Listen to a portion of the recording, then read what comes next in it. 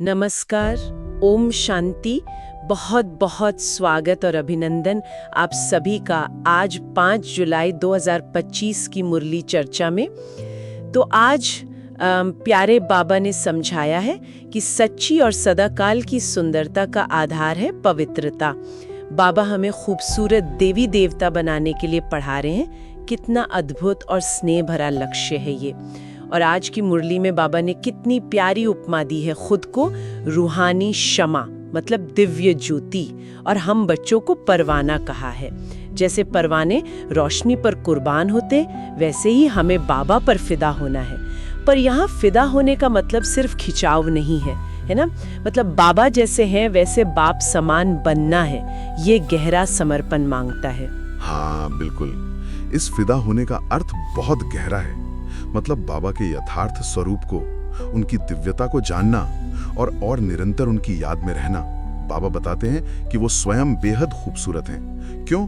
क्योंकि वो सदा पवित्र हैं, एवर प्योर, सदा काल पावन।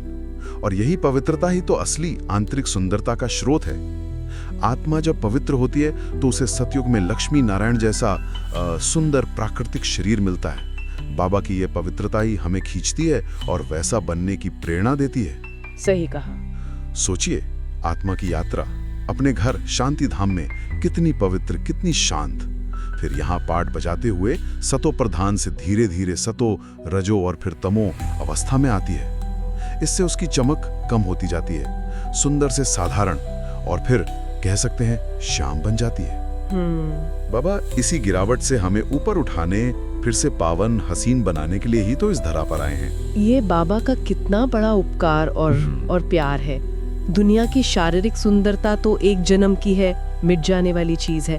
पर बाबा हमें 21 जन्मों की नेचुरल स्थायी सुंदरता का खजाना दे रहे हैं। और ये खजाना पाने की विधि है राजयोग। बाबा समझाते हैं, जैसे कोई बैरिस्टर बनना चाहे तो किसी अनुभवी बैरिस्टर से अपनी बुद्धि का योग लगाता है, उससे सीखता है। वैसे ही हमें विश्व का मालिक, देवता बनने के लिए ज्ञान, शांति और सुख के सागर शिव बाबा से अपनी बुद्धि लगानी है। ये सिर्फ याद करना नहीं है, बल्कि एक प्रेमपूर्ण संबंध जोड़ना है बाबा से। हाँ बिल्कुल। और बाबा हमें ये जो अविनाशी ज्ञान रत्न दे रहे हैं, ये कोई साधारण बातें नहीं है। ये हमें जन्म जन्मांतर के लिए बेहद का साहूकार बनाते हैं। इनकी कीमत क्या कहूँ, लाखों करोड़ों रुपयों से भी कहीं ज्यादा है। हाँ, कहीं ज्यादा। क्योंकि ये हमें सच्ची आंतरिक और बाहरी बादशाही दिलाते हैं। बाबा हमें याद दिलाते हैं कि ये हमारा अंतिम सबसे महत्वपूर्ण पुरुषार्थी शरीर है। इसमें बिताया एक एक क्षण बहुत कीमती है, जिससे हम अपनी सर्वश्रेष्ठ कमाई कर सकते हैं। इस अवसर को व्यर्थ नहीं जाने देना है। और इस कमाई का आधार क्या है? बाबा कहते हैं, देहाभिमान छोड़ आत्माभिमानी बनो। ये समझना बहुत जरूरी है कि मैं ये शरीर नहीं बल्कि एक चैतन्य आत्मा हूँ। आत्मा ही पढ़ रही है, आत्मा ही संस्कार धारण कर रही है। शरीर तो एक साधन मात्र है। और देखिए बाबा का प्यार, उनकी उदारता, वो हमें खुद से भी ऊंचा पद देते हैं। हाँ, ये बात बहुत खास है। विश्व के मालिक के साथ साथ ब्रह्मांड के मालिक, यानी डबल मालिक। इसीलिए तो भक्त मार्ग में हमारी डबल पूजा होती है, आत्मा रूप में शालिग्राम और देवता रूप में, जबकि बाबा की उनकी केवल निराकार शिवलिंग रूप में सिंगल पूजा होती है। अपनी संतान को स्वयं से भी ऊंचा देखना, यही तो सच्चे पिता का प्यार है। बिल्कुल। इसीलिए बाबा इतने स्नेह से, इतने दिल से पूछते हैं, बच्चों ऐसे प्यारे कल्याणकारी बाप को क्यों भूल जाते हो? उनकी याद ही वो शक्ति है जिससे आत्मा पर जन्म जन्मांतर से चढ़ी विकर्मों की खाद उतरेगी, मैल साफ होगी। तो पवित्र बनने की सबसे सहज युक्ति है निरंतर याद। हाँ, निरंतर याद।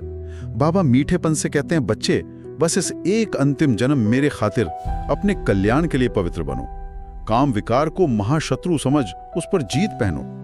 कोई भी ऐसा कर्म न हो जिससे बाप का या हमारे इस ईश्वरीय कुल, ब्राह्मण कुल का नाम बदनाम हो। इसमें बाबा की कितनी गहरी चिंता और कितना स्नेह झलकता है। बिल्कुल। तो आज की मुरली से जीवन में अपनाने के लिए, मतलब धारणा के लिए, मुख्य सार यही निकलता है। पहला, अपने इस अंतिम पुरुषार्थी जन्म और शरीर को अमूल्य समझकर श्रेष्ठ कमाई जमा करनी है और बेहद के प्यारे बाप से अपने सारे संबंध जोड़ने हैं उन संबंधों की मिठास अनुभव करनी है, उन्हें अपना सच्चा साथी बनाना है। दूसरा, देह की बजाय स्वयं को आत्मा निश्चय कर आत्माभिमानी स्थिति में टिककर संपूर्ण पवित्र बनना है। याद की यात्रा से आत्मा पर चढ़ी पुरानी खाद साफ करनी है। बहुत ध्यान रखना है कि हमारे किसी भी संकल्प, बोल या कर्म से बाप या ईश्वरीय परिवार की महिमा कम न हो। और आज का वरदान भी इसी अभ्यास से जुड़ा है। सिर्फ सुनना नहीं, बल्कि सुनने के साथ साथ स्वरूप बनना है। मन को बाबा की याद में रमण करा के उसका मनोरंजन करके सदा शक्तिशाली आत्मा बनना है। वाह। और स्लोगन भी यही इशारा करता है, दूसरों को बदलने की कोशिश करने से पहले स्वयं को बदल लो। इसी में समझदारी है। परिवर्तन की लहर हमसे ही शुरू होगी। सही बात है। तो आज बाबा ने पवित्रता रूपी सच्ची और अविनाशी सुंदरता पर, जो उनके प्रेम का वरदान है, बहुत जोर दिया और उसे पाने की सहज विधि भी बताई। अब सोचने वाली बात यह है, जब हम बाबा की प्यार भरी श्रीमत पर चलकर स्वयं को बदलने, पवित्रता धारण करने पर सचमुच ध्यान देते हैं, तो हमारे शुद्ध संकल्प, मधुर बोल और श्रेष्ठ कर्म इस दुनिया में सकारात्मकता फैलाने में कितने शक्तिशाली साबित हो सकते हैं। इस पर गहराई से विचार जरूर कीजिएगा।